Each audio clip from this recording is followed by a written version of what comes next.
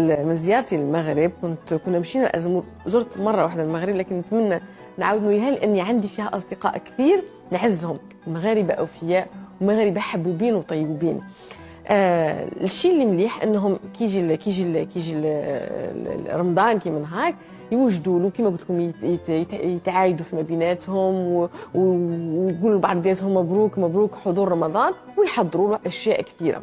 الطبخ المغربي انا بالنسبه لي طبخ عزيز على قلبي، طبخ عنده نقاط مشتركه مع الطبخ الغرب الجزائري بحكم التاريخ المشترك وبحكم الحدود اللي بيناتنا.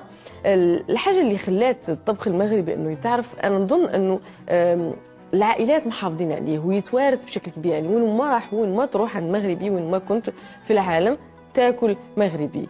طبخ ما يطيبش بالكيكوطه، طبخ يطيب في الطواجن والنكهات والنسمات اللي فيه من توابل ومن حشائش طيب على خاطرها وتعطر المكان. انا حبيت نحكي لكم على طبق كنت اكتشفته من خلال زيارتين، وكنت مشينا لازمور ومن بعد كينا تحركنا شوي، مشينا لكازا، مشينا لمراكش. في مراكش كليت الطنجيه المراكشيه اللي يا سلام عليها، وكان عندي فضول نعرف قصه الطنجيه المراكشيه. كاين قصتين اثنتين، واحده فيهم تقول باللي راجل ومرته تزاعفوا فيما بيناتهم.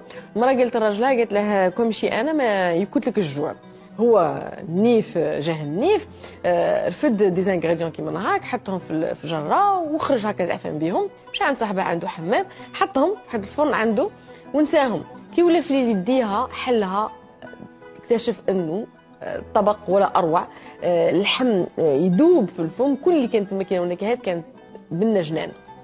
هذه لا بروميير فيرسيون. لا دوزيام فيرسيون، الطبعه الثانيه من القصه، تقول لك باللي اللي كانوا يخرجوا يخدموا برا ما عندهمش الوقت يولوا يدوا الماكله تاعهم، ولا ما عندهمش ما يقدروش يدوها معاهم، كانوا في المحلات اللي قدامهم يشروا دي انغريديون يحطوهم دون دي جات في القرر هذوك، ويديروهم في الحمايم. كاين حمايم بزاف يديروهم يطيبوا في الماكينه.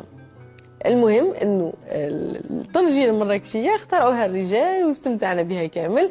تبارك الله عليكم، نحييكم منا ونقول لكم ربي يخليكم لينا، وان شاء الله يا ربي تعاود تكتب لي نزور المغرب الشقيق ونزور حبابنا. واش راح نديروا اليوم مع بعض من وصفات المغربيه؟ راح ندير السفه المدفونه، راح نديروها بشكل جميل وطريقه شابه وتزيين شباب، وراح نديروا كذلك الحرشه راح نديروها مالحه، يعني سوغ دو مبسس كيما تاعنا، لكن محشي لداخل يجي مالح ومحشي لداخل بحشوه.